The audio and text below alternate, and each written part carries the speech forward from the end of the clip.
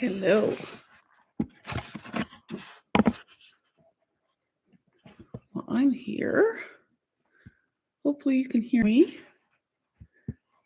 If there's anybody there, let me know. Just drop a message in the chat.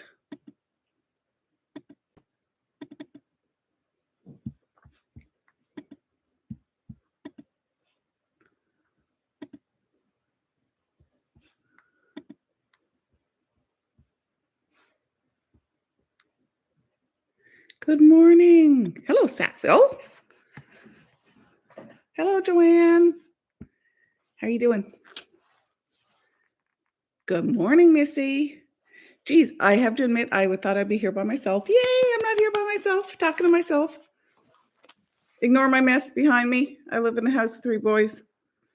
The 4th boy is not the messy one. I am.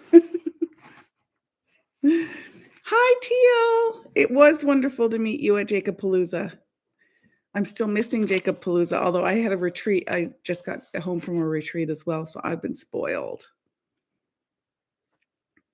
I hope everybody's doing well. Keep talking to me. I'm going to ramble a bit. I haven't done this before, so it's exciting and nerve-wracking at the same time. Yeah, so this is Tuesday. I can't believe it's Tuesday. Yeah, the other retreat was wonderful. So for anybody who doesn't know, I host in the fall, I host it started off, it's called Knitlantica. I started in 2018, I think, 2018 or 2019. I set up at what the time was a knitter and crochet retreat, and held it on Bell Island, which is a little island about 20 minutes off of the mainland of the island of Newfoundland. So it's an island off an island. And I opened it up a few years ago to being a hand-making retreat so that anybody who does English paper piecing, rug hooking, cross-stitch, obviously, embroidery, could attend as well. And yeah, so I just got back from the second weekend. I usually host 2, one in September, one in October. And I just got back from the second weekend on Sunday afternoon. And even though I slept well at the retreat, I always find it takes me a few days up to a week to recover. So when I got back from Jacobpalooza, so I left on this past Friday to go to my Knitlantica retreat that I was hosting. And that Monday, I got home at 3 a.m, and it took me the entire week to kind of recover and get figured out. Hello, June and the Ghouls. How are you doing? Nice to see you. We were shopping at so for anybody who's not from Newfoundland and Labrador, close to the St. John's area, there's one of the communities called the Ghouls. And in the Ghouls, there's a kind of famous grocery store called Bid Goods, and we went there a few weeks ago and got I'm not kidding, we left with a cake each or cookies, or so all 5 of us got something, got to pick out something from Bid Goods. So I picked out like an entire cake. 2 of my boys shared. They got a Boston cream cake. I got I can't remember. It was just that pink, fluffy strawberry cream cake, I think it was called. It was gorgeous. And yeah, anyway, so we spoiled ourselves at Bid Goods. Yeah, so back to Knitlantica, it was awesome. There was 11 people there all together. That 8 people stayed on the island and 3 people went back and forth, which sometimes the weather didn't cooperate with that. So, but by and large, that worked out fairly well. The food is fantastic. So I work with a chef named Alfred who lives on Bell Island, and the food is absolutely spectacular. So I'm very biased, but I'm pretty sure, and I've got now several repeat attendees to back me up, that my retreat has the best food. Yeah. So I'm all about the food, and the retreat is, yeah, I think the only complaint I get every year is there's a little bit too much food. So it's absolutely awesome. So are you folks stitching this morning? I'll show you what I'm doing, because I have to take off my glasses to stitch. And I didn't want to do that. If I do that, obviously I can't see any comments in the chats. And I also can't, well, not that I always say if I take off my glasses, I also can't hear you, but I couldn't read. So that means I can't hear you. So I'm working on a crochet dishcloth this morning.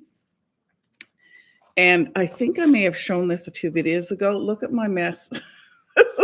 So the dishcloth itself looks great. I like a really textury dishcloth because it gets rid of the dried on bits on plates and things. But yeah, this happened. So I'm just pulling strings that I'm just doing this and then and slowly taking it apart as I go. I kind of made this mess. This is so another thing. Sorry, I'm going to wax poetic about Knitlantica.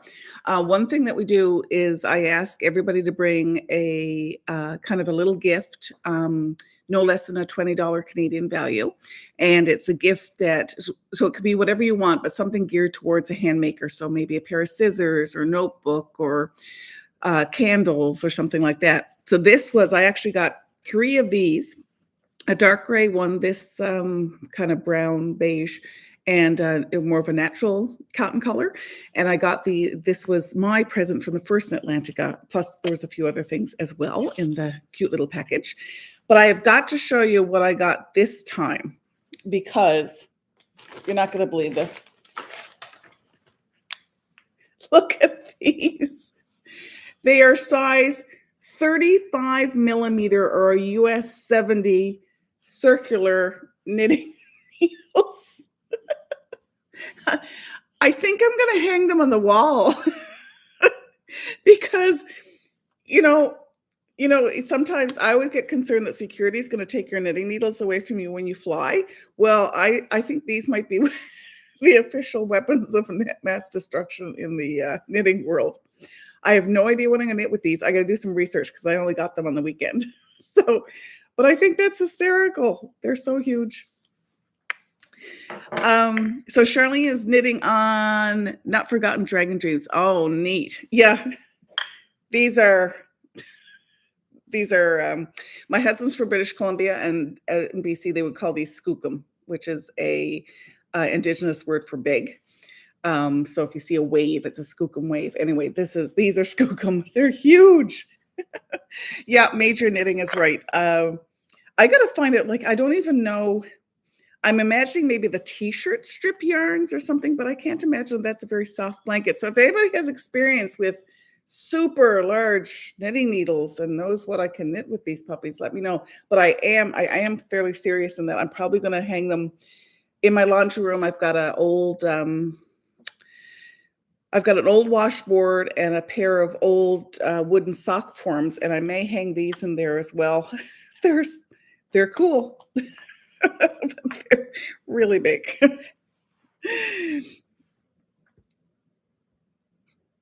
Oh, Teal is you're going to be working on the friendship sampler. Neat. I haven't started. You know what? I don't think I got the pattern for the friendship sampler yet. For anybody who wasn't at Jacobpalooza, I went to week 2 where I got to meet Teal. Teal has been a follower of mine for ages and ages. So it was great to meet Teal. Hi, Di. So that was really, really fun. It was so fun to meet people that, you communicate with online and actually meet them in person. That's awesome. And there was, I think, around 70, maybe a little less than 70 attendees at weekend 2 for Jacobpalooza, and it was a hoot. It was a retreat put on by the Evertote team. So Caroline of Evertote and Off the Grid Needle Arts, and Carrie from Roxy Floss Co. does the floss and fabric dyeing that Evertote sells, and Jacob of Modern Folk Embroidery. And being in Jacob's presence, he's amazing. And an incredible human being, so gracious, so kind, just an absolute sweetheart. And so Jacobpalooza was a hoot, but I had to control. So coming from Newfoundland to Labrador to the retreat is really expensive to fly. And I flew directly to London, and even getting from here to Toronto. You can't get from here to Toronto on a flight without spending $1,000. Like, that's just bare minimum. So Yeah, it was not an inexpensive flight, so I had to be a little bit careful with my spending, and the friendship sampler is one of the things I didn't get, but I'm going to be getting. I'm trying to wait till at least next month to get it, so Teal, enjoy, because I'm sure it's gonna be gorgeous. Knitting. June's knitting a hat. Hi, June. What kind of hat are you knitting? Is it like a big chunky hat, or is it a sock weight? Sock weight, yeah. Oh, Jacob wrote you the sweetest note in your chart. He is hilarious. I guess somebody at weekend two, one of his favorite highlights from weekend one was that somebody had been invited by a friend and said, you should really come to this retreat. You'll really enjoy it, and Jacob is wonderful, and his patterns are wonderful. And this person who came said called Jacob to his face, Mr. Palooza. And Jacob at the time initially thought, hi, Crafty Kim, hi. Jacob initially thought that it was a joke. So he thought, oh, what a very funny person. And that person came up to him the next day and said, I'm so sorry. I genuinely thought your last name was Palooza. So I've been calling him, several of us now have been calling him Mr. Palooza ever since. Yes, and Jacob was signing patterns for folks as well, and just, he signed them Love Jacob with a very personal note, and it was just awesome. The work sock hat, I've got to look that up, with worsted yarn, so that should go fairly fast. That's nice. Let's make sure I didn't miss anything here. So what are you working on, Kim? I'm curious. And Joanne, what are you working on? I got to see who else. And Charlene, sorry. Charlene stitching the Not Forgotten by Dragon Dreams. I've got to look that one up. I'm going to write it down. I brought my trusty notebook so I could write things down in case I've got questions or you folks are knitting things that I need to look at. And I want to look at the, so it's a work sock hat.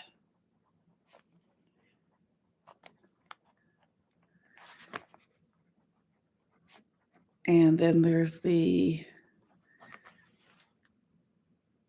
Not Forgotten by Dragon Dreams. I don't want to go and look for it on my computer because where I haven't done this before, I'm afraid I'll lose you, and I don't want to lose you. A coffee and stitching before work. That sounds like the perfect start to the day. I'm still recovering from Knitlantica. And this morning, what time did I get up this morning? I think it was around 6. I'm usually a 5:30, 5:45 kind of person. And so 6 for me is kind of sleeping in. And usually I stitch or I crochet or knit or do something like that, to kind of ease myself into the day. But this morning I got on the computer for some reason and got so involved in doing something or other. I think I was finishing off a design or something. Anyway, regardless, I woke up the boys 10 minutes late, which did not unfortunately make for a great morning at our house. There were a couple 14 and 16-year-old cranky boys by the time I left the house because I drove them to school and they fought over who was going to be, in the passenger seat. And yeah, fun times. Oh, a Halloween cross stitch. Awesome, Joanne. And Joanne, the Elmhurst retreat, I think, is coming up this weekend. I think, Kim, are you going too? That's going to be a hoot.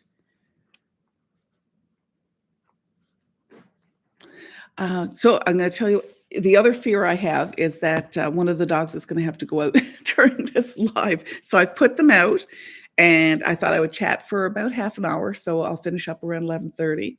And Joanne, I wish. Finish up around 11:30. So I'll ramble for another 15 minutes or so. I love this interaction piece on this platform. It's awesome.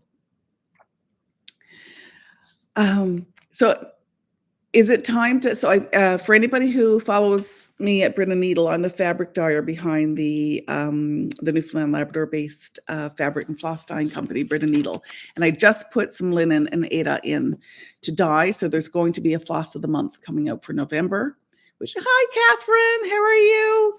Hey, I'm waving at you right now. Can you see me?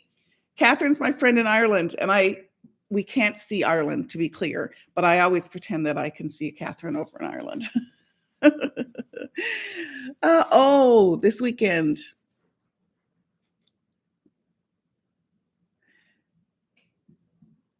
Your live was not really you know what? I almost did that this morning. So Kim's saying that, she just did a live and it was over 10 minutes behind. I totally understand how that can happen because I pressed what I thought was go live and it wasn't. And it was just, I got the rolling circle of death.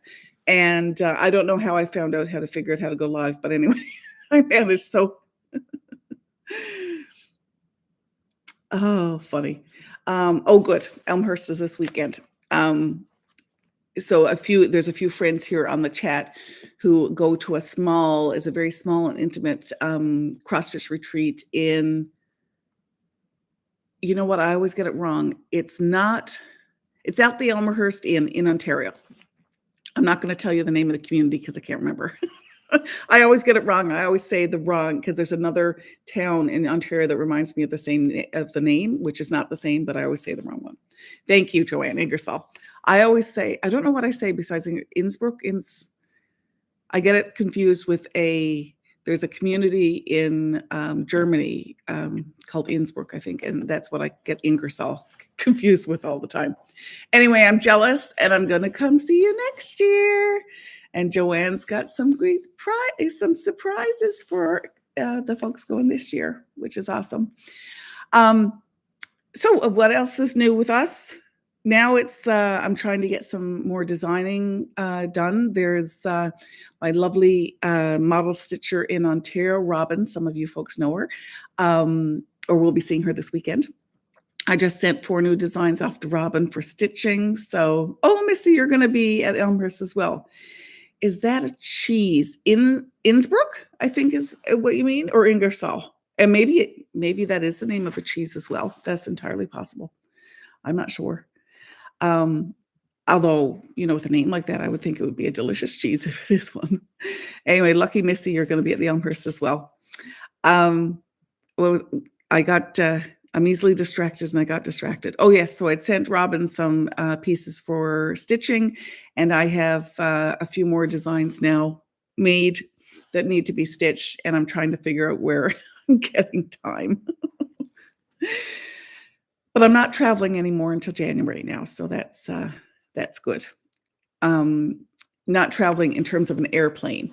Within the province, I'm sure we'll be out to my parents', which is about a 4.5-hour drive. And for the Remembrance Day weekend here in Canada is the November 11th is Remembrance Day.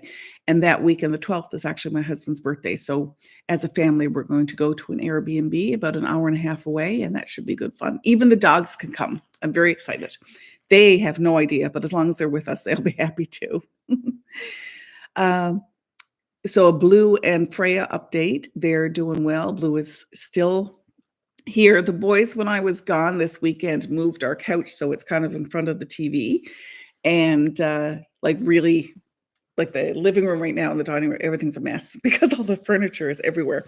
And they were sending me pictures and laughing that they had done this and they left it like it. But the couch is next to the wood stove in the place where we normally kept the dog beds. So now Blue wants to get up on the couch because that's where his bed usually is. So he feels he should be getting up on the couch there. And we don't actually, our couches are old. We don't mind the dogs on the couch, but he can't. Occasionally he can get up on the couch himself, but most of the time you kind of have to lift him up. He can get down, no problem, but he can't get up. He's not quite strong enough. What else do I have to show you? I was going to show you a couple things. No, actually, I won't show you. I've got, can you see over there? That's my box that I'm unpacking from Knitlantica. And then here on my left, I'm hoping to get a